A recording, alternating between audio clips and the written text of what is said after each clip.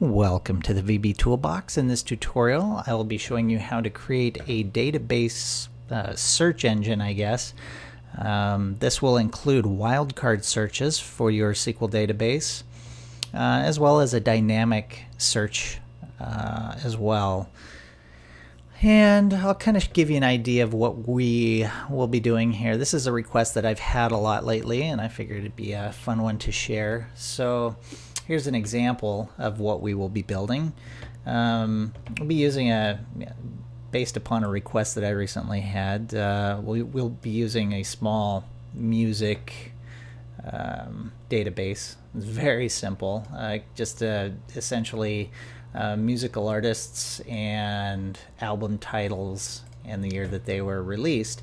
And what we want to be able to do is, search for a specific artist without having to type in the entire name as it's seen. And to do this, we have a wildcard search running in the background against our database. So in SQL, it would look something like this. So, we can run as many of these as we want. So anything that contains an A, it is found. Notice it left out Willie Nelson there. If I just wanted to find Willie Nelson. So we have a nice clean search functionality here. Additionally, what I want to show you is how to create a dynamic query as well using a ComboBox that we have populated with values from the database. Now you'll notice that we have 4 instances of Willie Nelson found in here, but we only populate this with 1 instance. So these are actually this ComboBox is being filled from the database, and when we select one of these, it will actually query on it. So it's pretty cool stuff. Anyway, let's go ahead and get started. To keep it light and simple, I'm just going to be using a SQL Compact Edition or CE database. Everything that we learn in this tutorial should translate over to SQL Server just fine. The only difference will be in when we're creating our SQL Control Class that I like to build in each of my tutorials. If you've already got one of those set up for your database project, you can just use that one, and down in the description box I'll put some shortcuts to kind of skip ahead in the video for anybody that's followed my previous tutorials. Otherwise, we will go ahead and get started creating that SQL Control Class. So I'm going to go ahead and close out of this, and let's get started by creating a new project. And as usual, we are going to create a Windows Forms application. You can call it whatever you want. I'm just going to call this Album Search. Okay, and then I will hit OK to generate my application project. Alright, now we are ready to go. We can start adding things to our form and also begin creating our database control class. So again, if you already have created a SQL control class from a previous tutorial, you can just use that. But if you have that, you can click the link down in the description to shortcut to the part where we actually begin building the album search functionalities and whatnot. So let's go ahead and right click in our Solution Explorer on our project title here, and then we can add a new item. And what I want to add is a data item, and you should be able to find a local database. This is going to be a SQL Compact 3.5 database, and I'm just going to leave my default database name. You can change that if you want, but we will have to remember the name when we call it in our connection string. So go ahead and add that database to your project, and we'll put it into your Solution Explorer here. A lot of people opt to use sort of the wizards and whatnot to build their database. That's completely up to you. I like to not use them just because I like to know everything that's going on in the background of my application on the data end. So if you prefer to use those wizards, you can, but in this tutorial we're going to be hand coding. So I'm going to cancel out of this wizard, and once again I'm going to right click in my Solution Explorer and I'm going to add another item. This time I'm going to add a class template, and for that class I'm going to name it SQL Control. And this is where the brains of our database and the database of our application will be managed. So I'm just going to add that. And now we have a nice clean class to manage our, I guess, our data connections. So up in the top, first thing we want to do is import our namespace for SQL Server CE, or if you're using, SQL Server, then you want to use the SQL client. So say imports system.data dot. Oh, okay. I may have to add a reference here. I didn't add a reference to my database. If you don't see SQL Server CE listed here, then you will have to add a reference to that. It's not a big deal. I don't want to keep that because I'm not connecting to a SQL Server in this case. But to do this, all we have to do is right click on our solution in the Solution Explorer, say Add Reference. I guess this is a good thing to learn as well. And let's see, where's my .NET recent MySQL data?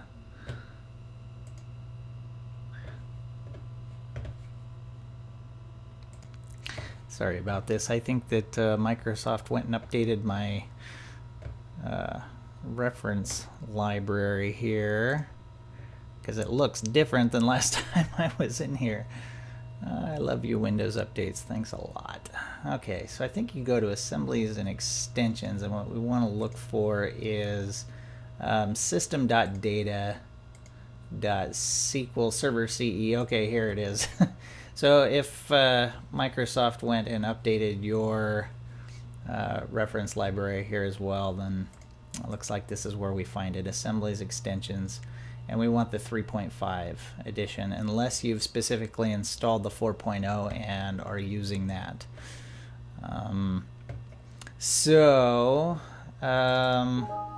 Let's see, cannot load file or assembly system. Oh, great. Why are you doing this to me? Okay, I'm just gonna let me right click, add reference. Looks like we all gotta learn something here. Wow. It's funny how everything can change from one day to the next. So close that out, and we should have that reference in here now. I apologize for that, even though it's not my fault. Alright, well, at least it took it. So let's get going here. Apologize for that delay. First thing we need to do is add a SQL connection. You can make this private or public. If you ever want to change your connection string after you've created it, you'll want to make it public so you can change your connection string. Just a little something. In my case, I'm just going to make a private SQL con as new SQL CE connection. And then here we will specify our connection string. And SQL CE really has pretty much the most simple connection string there is. All you have to do is say data source equals and the name of your database that you have in your Solution Explorer here. So in our case, it's database1.sdf. Okay. Gotta love simple. All right, next thing that we need is a SQL command, and this is how we will pass queries and whatnot into our SQL connection to query our database. So I'm going to create a private SQL CMD as a SQL command, and this time we won't use the, we won't create a new instance of this, as this will be regenerated each time we build a query. So SQL CE command. If you are using SQL Server, all you have to do differently here is not put in the SQL CE, just put in SQL command. So just a little thing to consider. And if anybody has questions with this, run into some problems or anything, feel free to just comment and we'll try to walk you through those. All right, so here is where we will be working with our SQL data. And I'm going to make our data adapter and our data set public because we want to be able to access these from any of the forms that we create this class in. This is where our data will be stored and handled. So we are going to make these variables public. First off, we will create our data adapter. And this will be a SQL CE data adapter. And then we will create a public SQL DS, and this will be our data set. And we don't have to specify SQL on this. It's just a data set. Okay. And now we need a way to manage our query parameters. These are very nice, help prevent SQL injection attacks against your database, so I highly recommend using them.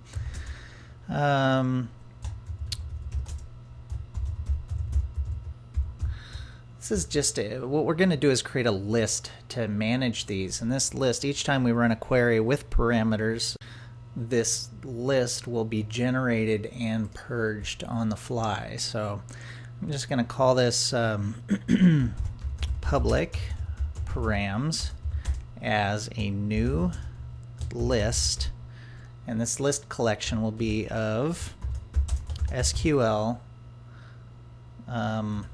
oops, I got two of those there. SQL CE parameter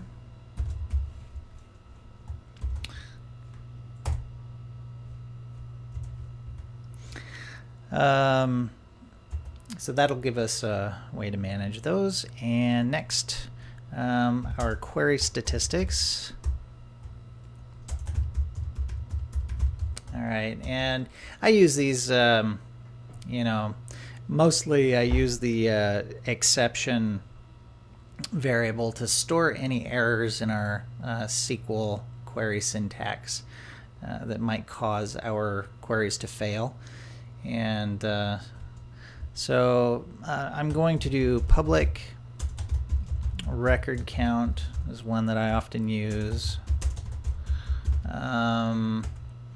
and public exception as a string. That way I can capture those without having to report back with a message box if I don't actually want to use a message box, or I don't want it to stall my application in the event that an error has been has occurred. So alrighty, so now we can begin creating our parameter, our way to add parameters to our list and our query execution sub. So let's go ahead and start with our query parameters. This is a simple sub to just allow the outside application, our form, to add parameters to this list. So I'm going to say public sub add param, and we want to add a name, a parameter name, as a string, and a value as an object. Okay, and that's the object is just allows you to pass pretty much any data type through that you need to. It sort of makes it agnostic. It doesn't care what kind of data that you pass through. The only thing that matters is the name has to be a string. So so we want to dim new param as a new SQL CE parameter. Okay. And for that parameter, we just want to use the name and the value that we passed from our parameters up here. And once we've created our brand new parameter for our query, go ahead and add it to our params list. So we'll say params.add our new param. All right. So this just makes a nice convenient way to add new query parameters to our parameter list, and those will be passed directly into our query while it's running. So very nice stuff and fairly simple to create. So all right, next up, let us begin our query execution sub. Here I will do a public sub because it needs to be accessible from the outside. And I'm just going to call this execute or exec query. Okay. And the way that I do these, there's actually with .NET, there's several ways to execute a query and non-queries. One of them is just literally execute query, and the other one is execute non-query. And those is essentially execute query just runs select statements against your database, whereas execute non-query can run update, insert, delete, and things like that. So the way that we're going to be doing this, we're not actually going to be using either of those methods. We are going to create we're actually going to allow the data adapter to manage this on its own. So it will be able to handle all sorts of statements without having to call them individually like that to execute query or non-query. So when we execute our query, the only thing we need is a query string. So that's the only parameter we need to run this. And the first thing I want to do when I begin this is to reset my query statistics. All right.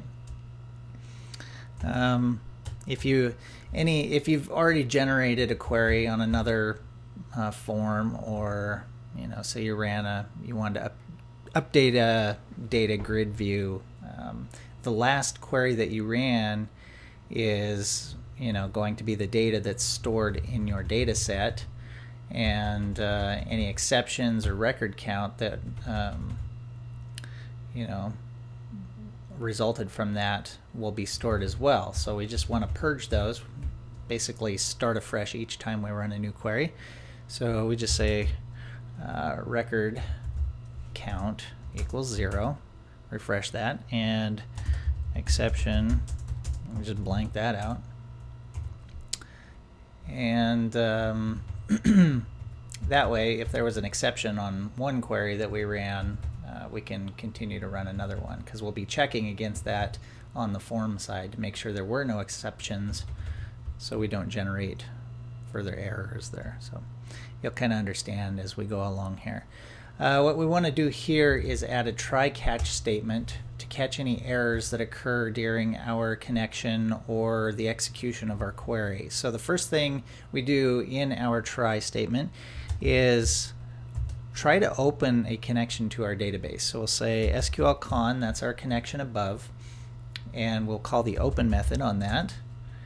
And make sure that you close that when you're done. Again, this is one of those things you could do a try catch finally and close it then in the finally, or you can check the state on the outside. So this may actually be a little bit redundant, but it's not going to hurt anything.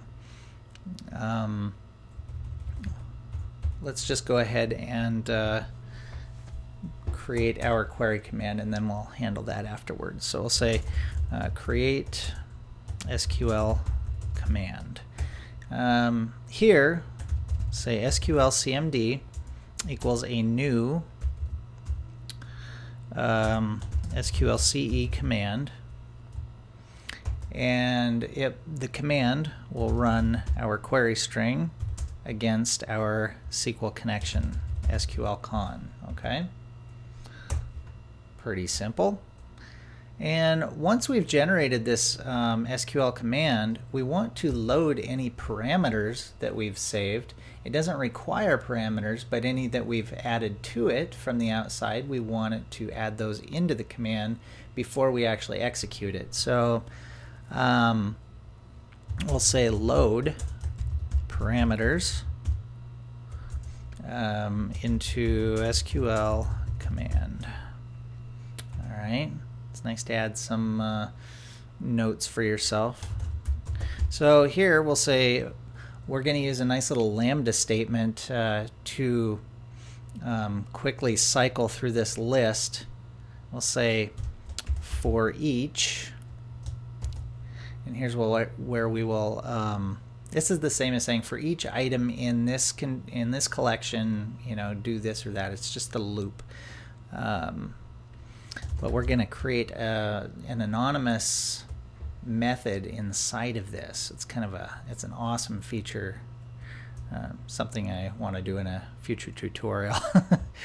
Anyway, for each item, and this is going to be sub, we could say sub p being the parameter. So for each parameter that it finds in this list, we want to execute the following command. We'll say SQL CMD dot parameters dot add p. Okay, so if you look at this logically, just kind of step through it here.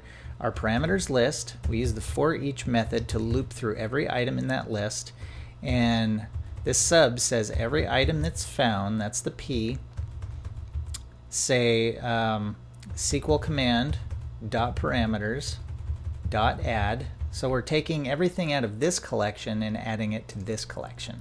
Okay, and once that's been done, we can go ahead and purge that list. So now we can say params dot clear. Okay, so we've taken all of our parameters, piped them into this.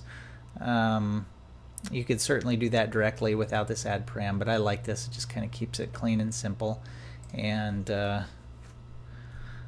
lists are so much easier. The list collections are nice because they have this for each loop method.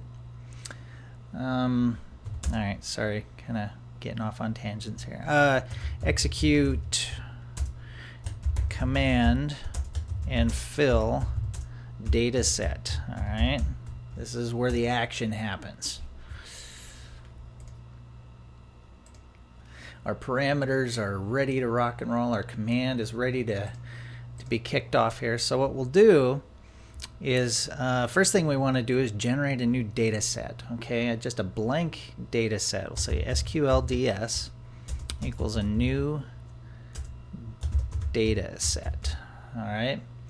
So this essentially, a data set is really, it's like a little database in memory. And it can store multiple tables all at once, in this one little data set.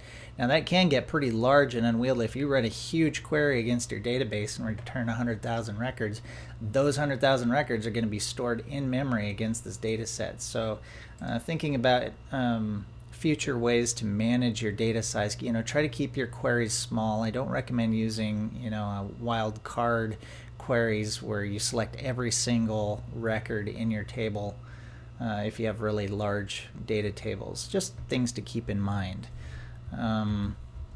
Clean queries really do make a big difference, especially in professional database applications. So next up, we want to define our data adapter.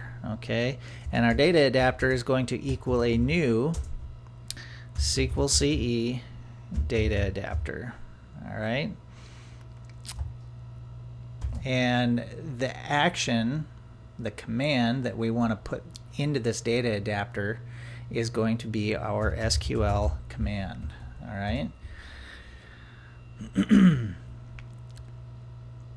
And so now we can say record count equals SQL DA dot fill.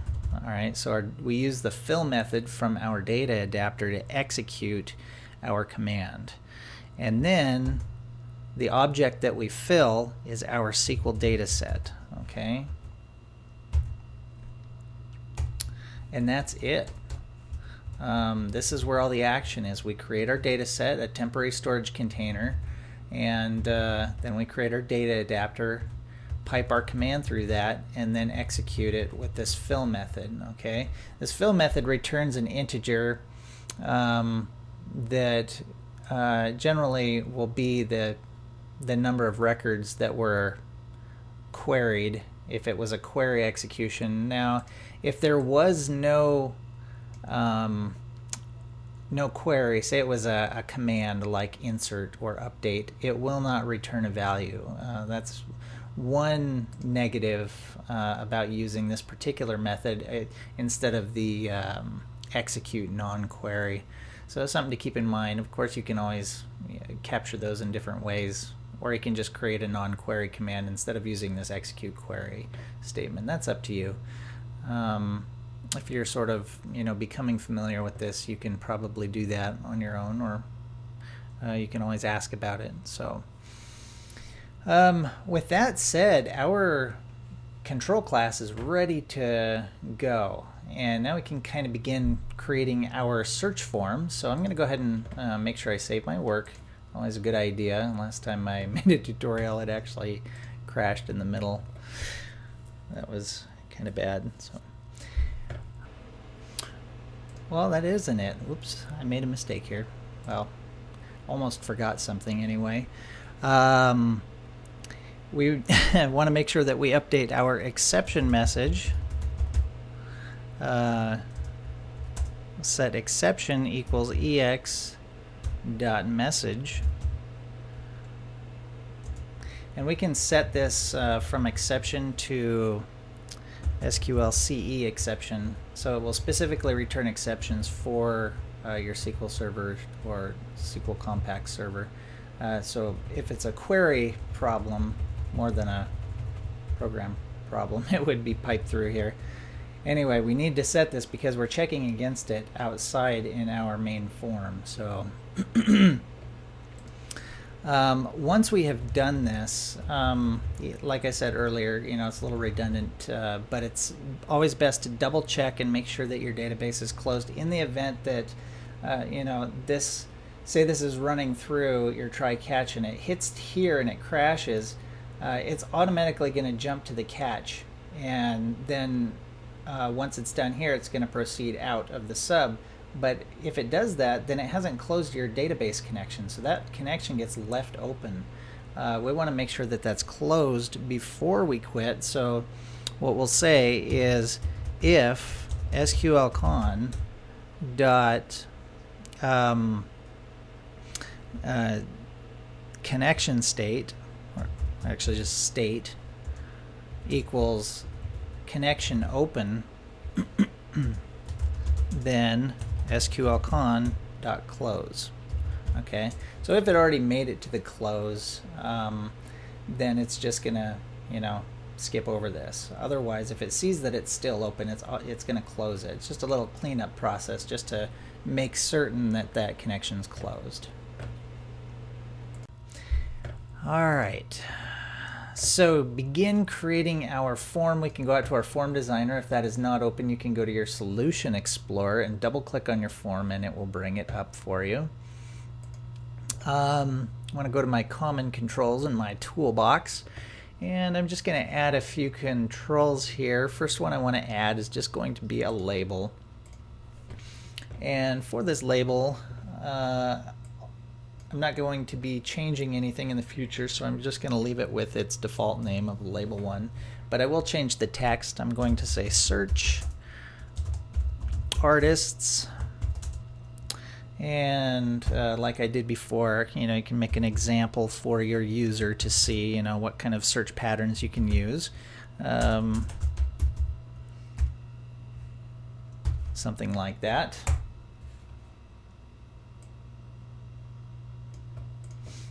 that's really up to you. It's sort of cosmetic, so it doesn't really matter. Let's see. Next up, I want a text box. So I'm going to drop that in right there. You select the text box and plop the control down. You can make that as white as you want. It's completely up to you. I'm going to go ahead and change the border style on my text box from a fixed 3D to a fixed single. It's just a little cleaner for typing. And I want a find button here. And I'm going to change the text on that, whoops, to find. And for the name, I will just use CMD, command button, find. Okay. Again, those names and whatnot are completely up to you. Just make sure it's something you'll remember. I'll line those up nice. Okay. And for my text box, I think what I will name that is just TXT artist. So select your text box if you want. So TXT artist makes it easy to find in the future. And a couple more controls here. Actually, we'll just start with the DataGridView for now. Yeah, let's see, where did they stick that on me? Boy, this last update to Visual Studio really changed things around on me. DataGridView is in data, makes sense.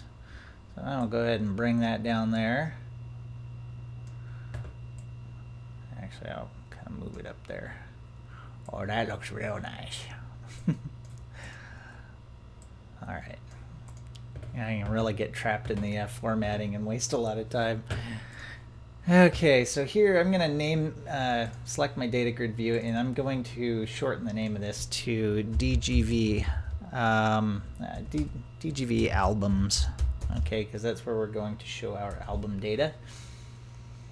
And you know, sometimes it'll pop up and ask you, you know, if you want to link a data source to it or something. Again, I don't work with the wizards. I like to know exactly what's going on, and wizards sort of make that invisible. I don't like it. So again, totally up to you.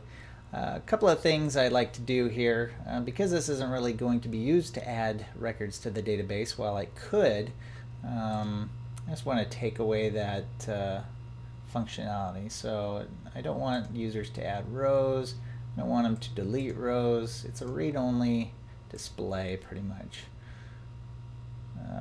I'll let the user order columns.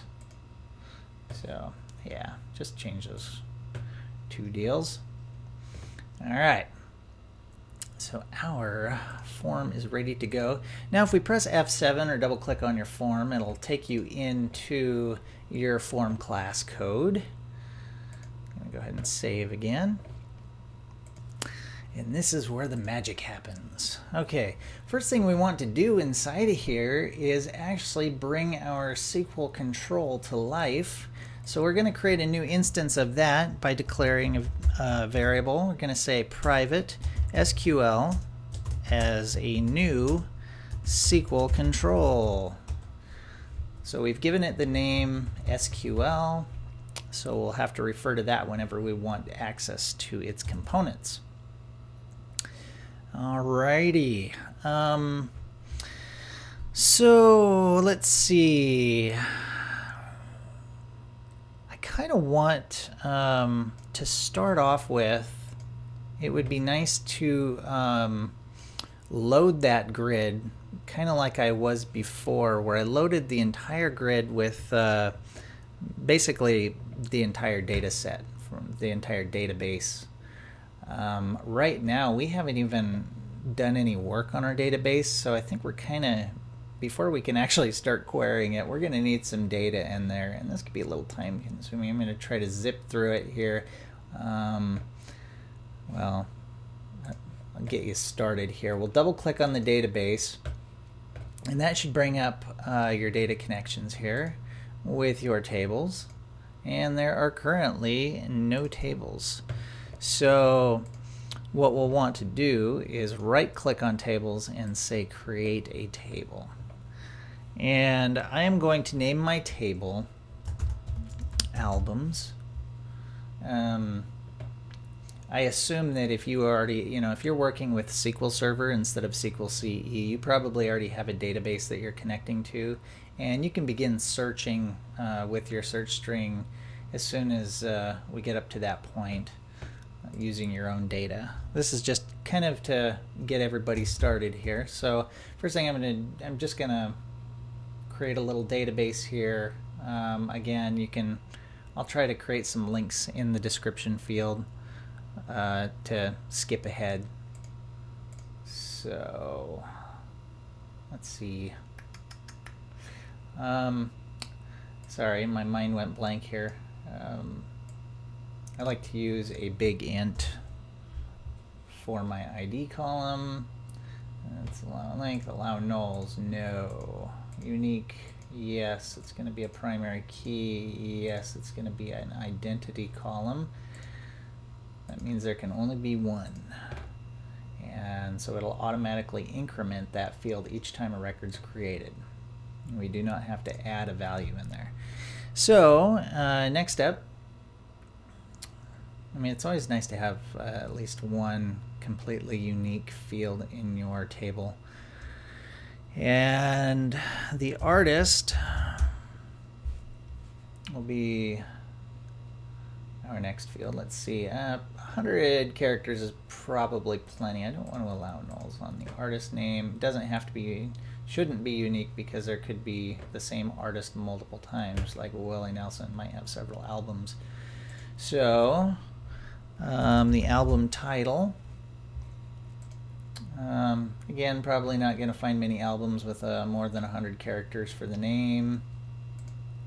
And the date it was released. I don't think we can use date's a keyword, I think, so just use the year. And I will set this to just basic integer. Allow nulls, yes. It's fine if it's blank. Unique, no. Okay. So we're good.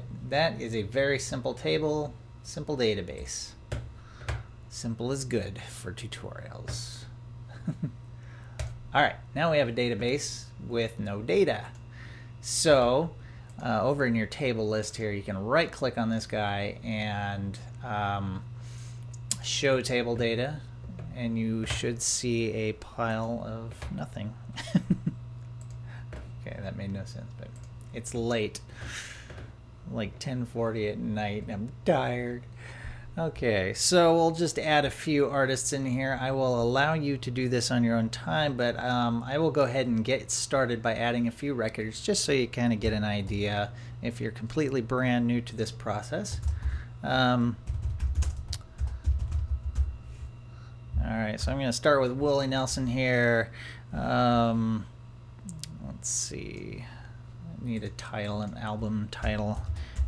And then I wrote, I believe that was 1962.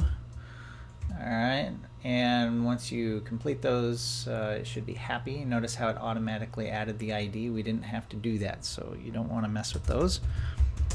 I'm going to copy and paste here. Oops. Next one. Here's Willie Nelson. And the year is 1963. I do not know these from memory. I'm copying from an example that I made earlier. Let's see. So you kind of get the idea. You could add different stuff. Queen, hot space, and 1982. So I'm going to go ahead and pause while I add these values in. And then you can add your own values. It could be something completely different. You could have a list of automobiles and their make and model and year, or whatever you want in your database, whatever you want to search for. doesn't matter because it's going to work the same way. So I'm going to go ahead and pause and get some more data in here to play with. Alright, I officially have data in here, as you can see. I didn't put all of them from my other project in here, but got a few keyed in, enough to play around with some searching. So I can go ahead and close out of that. Once you've saved that, you're good to go. I'm going to go ahead and save my project too. Okay, now assuming you have some data in your database file, we can begin creating our search. Actually, we'll create a grid loader first. We're going to just, have a basic startup and load our DataGridView with information from our database. So let's just go ahead and create a private sub, and we'll call it load grid. Okay, no parameters necessary. It's just going to show all the records in the DataGridView. We'll sort it by artist. Whoops, artist. Artist and album year. Okay. So really, this is a piece of cake. All we have to do is run our exec query from our SQL Control Class with the query. So we'll say SQL.exec query, and here we'll build our query string that we need to pass in. So I'm going to say select, artist. I want my artist name, and I want my title, and I want the year. And go ahead and put a space at the end of that. Otherwise you get some run-ons if you do multiple lines. You don't want your query strings to run together. That's a common mistake. If you do an ampersand and sort of an underscore there, it'll drop down. You can drop down to the next line and pick up from there. You can put all this on one line. It's not going to hurt anything.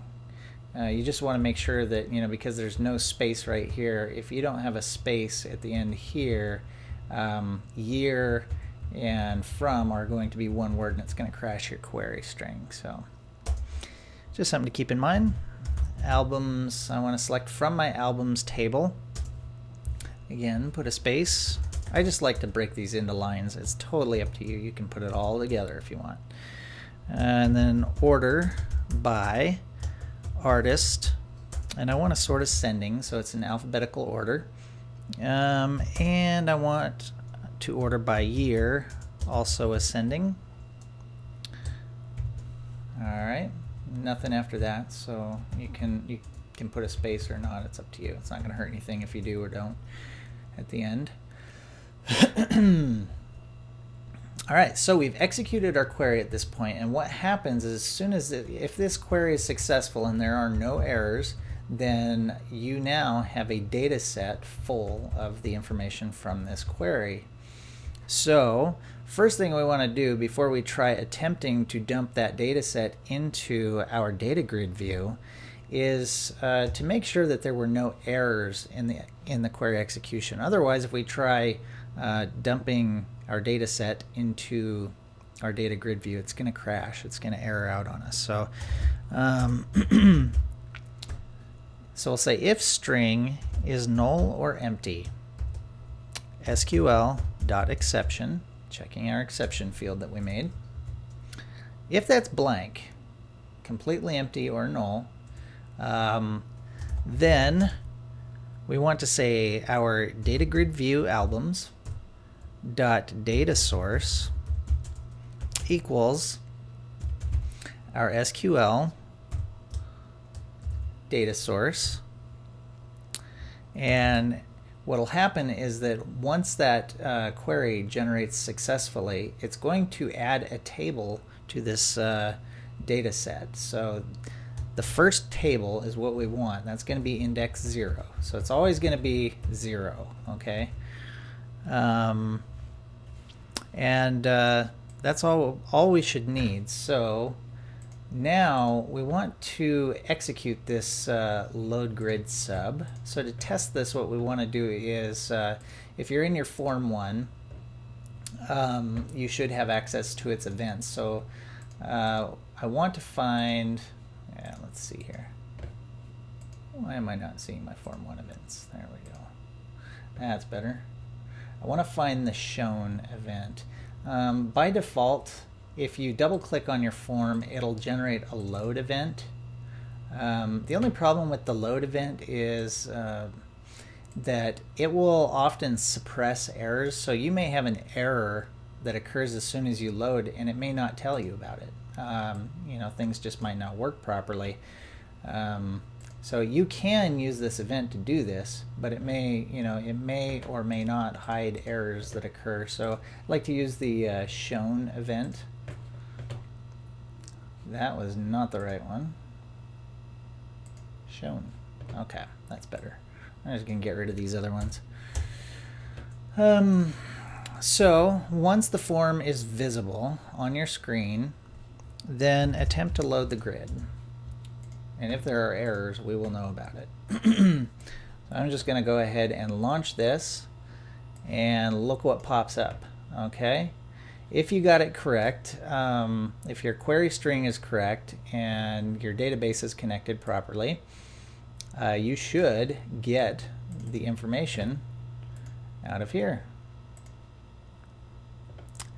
So I queried all records, so I'm receiving everything. Of course, you'll notice that I've got like queen, queen, metallica, metallica, queen, but because I sorted it in my query, it should be in alphabetical order because I sorted the artist name ascending, A, B, M, Q, W. Then I sorted by year. So it'll say Aerosmith, 1977, 2004. So it'll sort first by this and then by this. Kind of nice. So now I think we're ready to begin creating some search features here.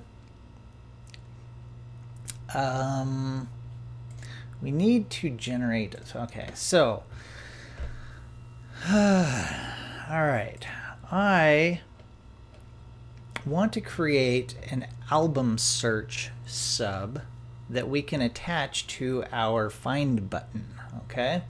So when we double click this, our find button, it's going to generate this click event, but we need something to execute here. So it's going to come down here, and I'm going to create a private sub, private sub album search, and I want to pass in a parameter so we can reuse this from various buttons or other future objects on our form. We say I want to pass in the artist name as a string, okay?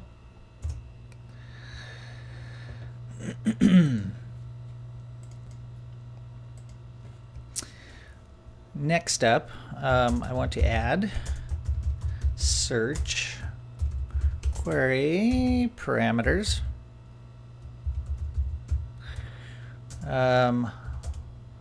Wildcards are appended to the search string. This is where we want to actually add our wildcard to allow us to search on, with vague expressions. Like I could just put in WI and it will find everything in the artist name field that contains W and I together. Okay, so to do this, SQL uses a %, SQL Server does, as its wildcard in SQL query. So say SQL.addParam, we're going to use our addParam sub. And generally, we like to begin a SQL variable or parameter with an @ I don't think that's required, but I just like to stick with the construct so that I'm familiar with. So I'll do @artist, and that will be the variable that holds the value that we send to it, and that value is going to be a %, and we will concatenate on the artist from the parameter above here that we added right here. So we'll say artist, and we will also end with a %. Okay, so what these two % mean for a wildcard search, that means anything before artist is ignored and anything after artist is ignored. That means anything that contains whatever is in this string is what it will search for. Okay, so it's a pretty handy feature. You can put it on one side or the other. If you want anything beginning with what you put in the artist field, you could take this one out, and it will have to be, beginning with that, and then anything else, it doesn't matter. So I hope that made sense. So next up, we want to execute our query. So I'll say run query, search criteria is passed through parameter variable. All right. Just little notes. Say SQL execute query, and here we will build our query string to search. So I'm going to start with that good old select statement, and we'll say select. I want to return the artist and the title and the year. Okay, and I want to get these from the albums table.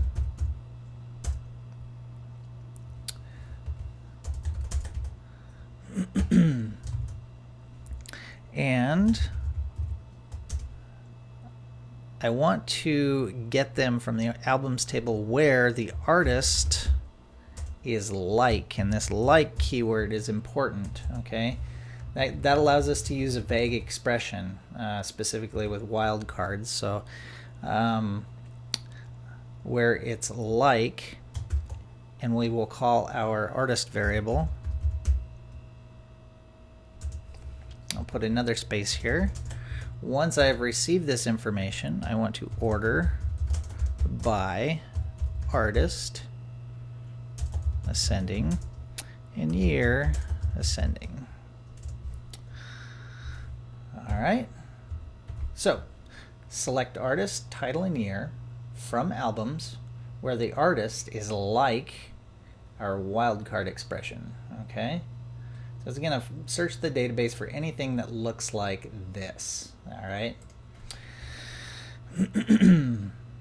Now, some of you may be wondering, is it possible to use SQL joins for multi-table queries? And the answer is absolutely. You can add those in here. We could do albums, inner join, something on something, or left join, or whatever. So if you're familiar with SQL, then you should be able to do that. So once we execute our query, again, like usual, we want to check for errors before we attempt to populate the DataGridView. So I want to halt and report on errors. Say if not string dot is null or empty. So this time we're looking for the opposite. Before we were like, if it is null or empty, then go ahead and proceed. This time we're going to say, if it's not null or empty, then stop.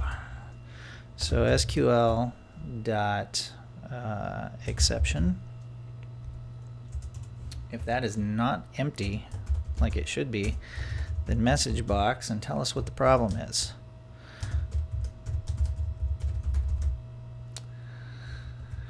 And we can add an additional statement to this one-liner by using a colon separator.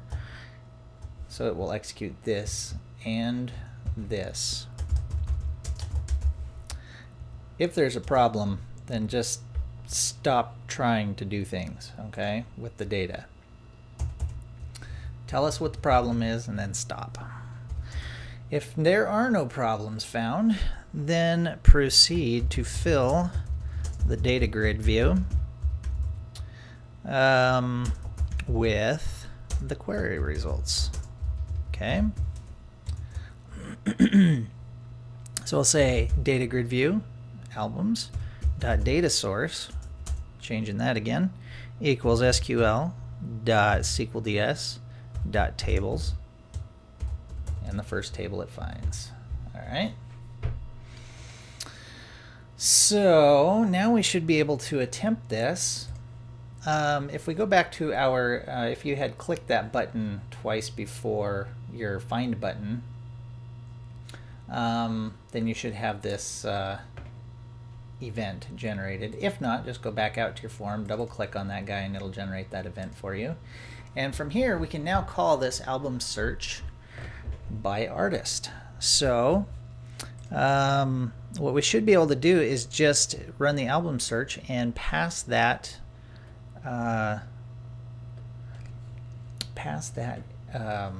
artist name into this wildcard query. I'm going to go ahead and save my work here. So I will say album search, and the information that I want to search with is whatever I have in my text box here, txt artist. So just say pass in txt artist dot text, and I think that's all we need to do.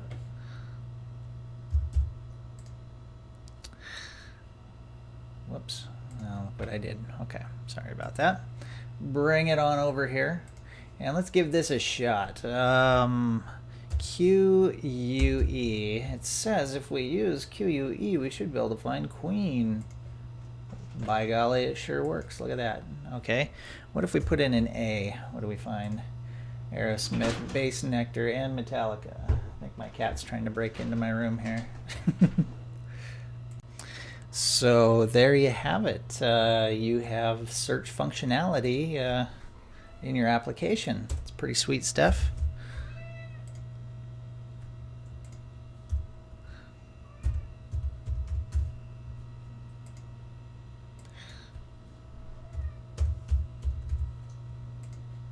Oh man, I didn't find that. Yizerferger. Okay.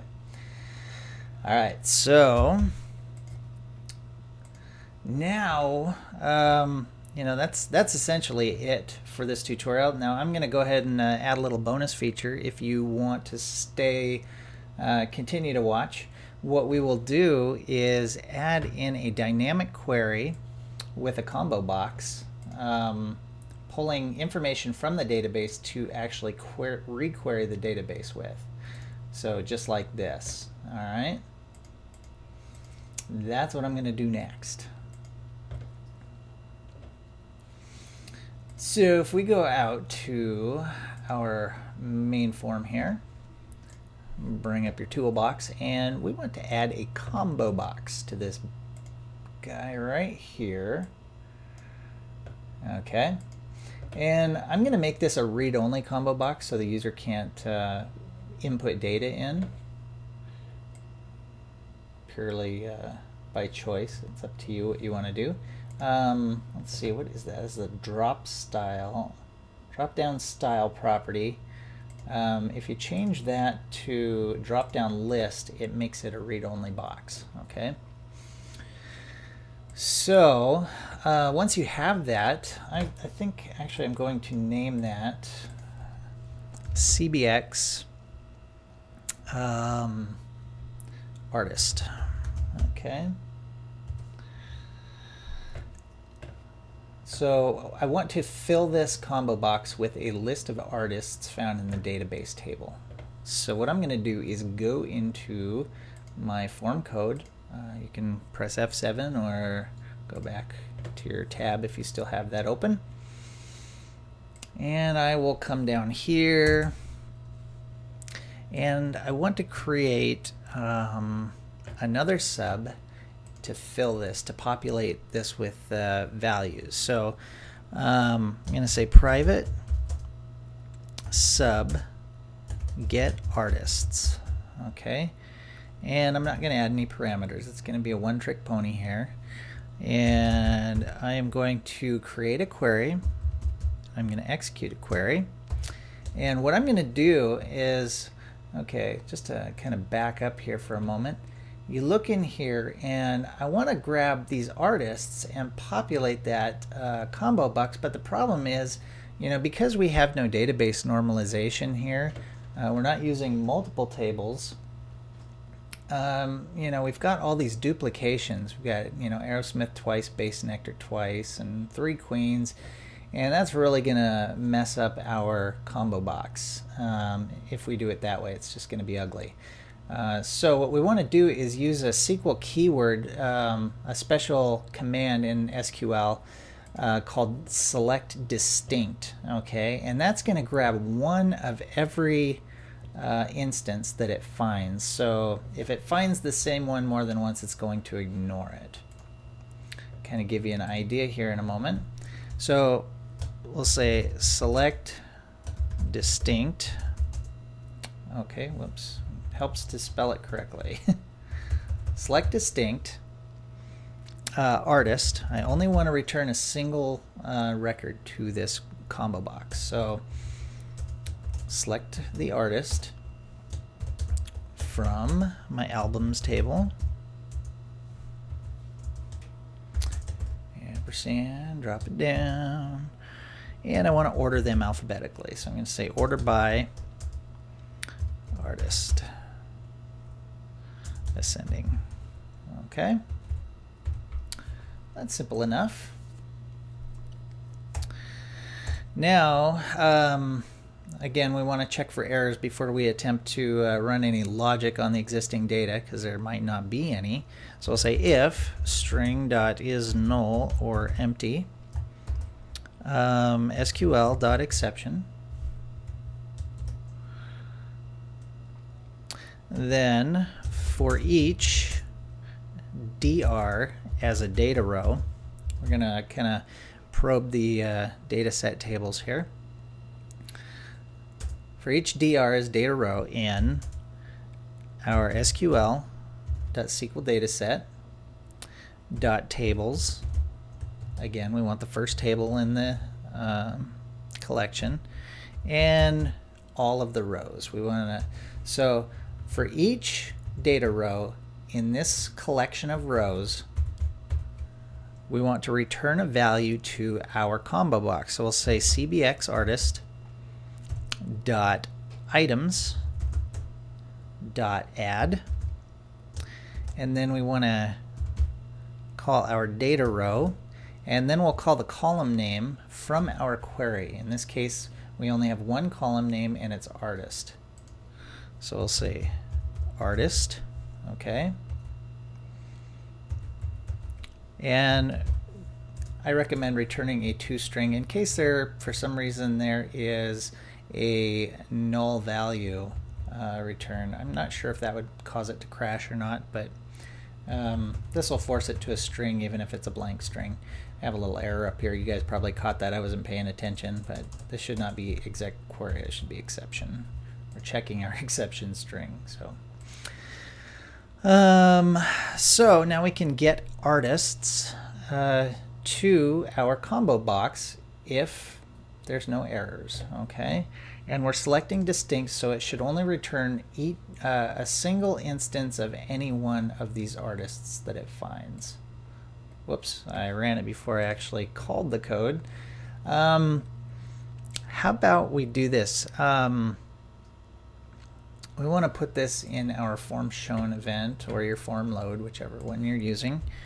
So I'm going to come up here, populate the grid. When the form is loaded, I want to say get artists. Okay. You could say load ComboBox with query. And hopefully that will work. So I come over here, I launch my app. It is running. Oh, look at that. We have all of our artists, and there's only one of each. Now presently we have not created our dynamic query yet. We have populated this successfully. Just to kind of show you what's going on here, let's go ahead and remove this distinct from our selection of get artists, and I'll show you what happens. Now we've selected every instance of the artists that it found in the database. Distinct just narrows it down to a single unique instance of the record that it finds. Pretty handy. That's an awesome SQL tool. So I'm going to go ahead and put that back in there. Alrighty. Now we want to dynamically, we've got the values that we want. Now we want to dynamically query when we select one of those values that we've populated this with. So to do this, what we will do is double click on this ComboBox to generate a select index change event. So when whenever an item is selected, it'll automatically execute whatever code is in here. Now because we made this smart in the beginning by basically piping a value into this album search, we can just reuse this nice little sub that we've already created. That's going to save us a lot of coding. So I'll just say album search, and we'll grab whatever text value is in that field. So we'll say cbxartist.text. Okay. So now whenever we select one of those artists, it's going to change the index and fire this event. At least it should if we did it right. Select Metallica. Awesome possum. Check that out. Aerosmith? You betcha. Willie Nelson? Uh-huh. And does this guy still work? Of course it does. Sorry, I can't find anything with that. Alrighty. See, that's pretty awesome stuff, and now you can use these in your own applications. If you have questions about how to use this with other databases, we can try tackling that. I try to help everybody out as much as I can. There's a lot of people out there with a lot of questions, and it's hard to get to everybody, and I'm sorry if I miss any questions, but I do try my best to help everybody out. Still, feel free to ask questions in the comments section, leave your feedback, or if you know someone else that would find this video helpful, I appreciate it when you share. So I hope this is worth your liking and subscribing. I wish you all well in your projects. And please do keep in mind that even though we're using SQL CE in this tutorial, this does work just the same in SQL Server, and probably even other databases like MySQL if you have the connector for that, or Microsoft Access, and well, there's just a number of different database connectors out there that you can use. So, and pretty much all of the ADO.NET stuff is virtually identical. The only differences that I've ever seen are in these namespaces that you call here. So, there's SQL servers, Firebird, MySQL, and tons of others. So if there's all of this code is, again, even this stuff is completely reusable. All you have to change are these, wherever you have SQL CE, that has to be the proper namespace that you called before. So anyway, I hope this has been helpful, and wish you all well. Thanks again for watching, and take care. Bye-bye.